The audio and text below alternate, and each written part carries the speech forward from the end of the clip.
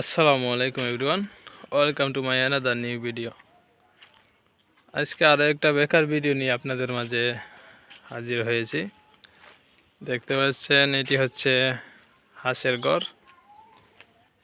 তো আজকের ভিডিওটি মূলত আপনাদেরকে বলবো ছাদের উপরে কি হাঁস পালন করা যায়। এই যে দেখতে পাচ্ছেন আমাদের হাঁসগুলো, এখানে 10টা হাঁস আছে। এই হচ্ছে হাঁসের ঘর।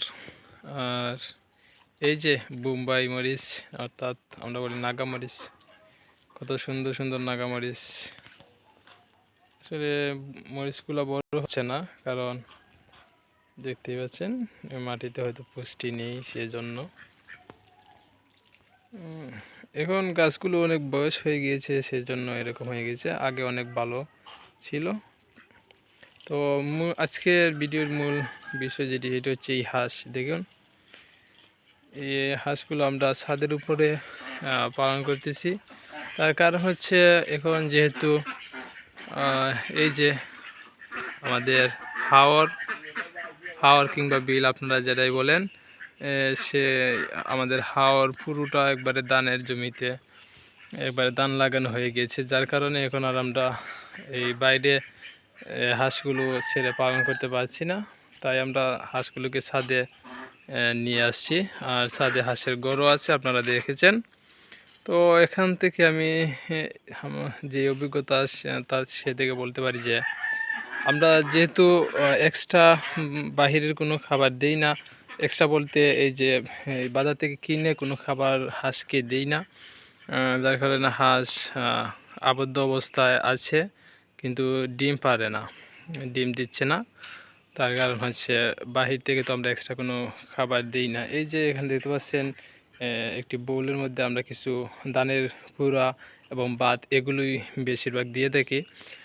তারপরও আমি এই ছাদের উপরে বা আবদ্ধ অবস্থায় হাঁস পালনের যেই বিনা খরচে যদি পালন করেন, তাহলে যেটি করতে পারবেন, হাঁস বড় হবে, ঠিক আছে। দেখুন আমার হাঁসগুলোর গ্রোথ কিন্তু খুবই ভালো। তবে এই আর কি, এই হাঁসগুলো ডিম দিচ্ছে না। তবে হাঁসগুলো কিন্তু কোনোভাবে দেখুন কোনো রোগা হাঁস এখানে নেই। সবগুলো হাঁস স্বাস্থ্যবান হাঁস এবং খুবই সচ্ছল, খুবই ভালো হাঁস।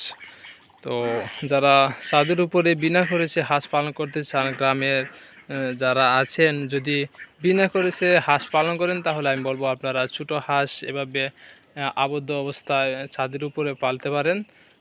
তারপর মাংসের জন্য আপনারা বিক্রি করে দিতে পারেন। হাঁস কিন্তু বড় হবে, ঠিক আছে। তবে এই যে আমার হাঁস আছে, আমি বাস্তব অভিজ্ঞতা থেকে বলছি, এই হাঁসগুলো যখন এই আগে আমরা এই বাহিরে এই হাওর এগুলোতে ছেড়ে পালন করছি বা কিংবা পুকুরে সবসময় ছাড়া ছিল, তখন হাঁসগুলো ডিম দিত। কিন্তু এখন হাঁসে ডিম দেয় না, আবদ্ধ অবস্থায় আছে এই ছাদের উপরে।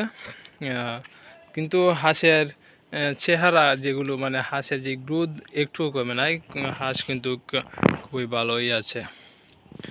তো বন্ধুরা, আপনারা চাইলে এভাবে হাঁস পালন করতে পারেন।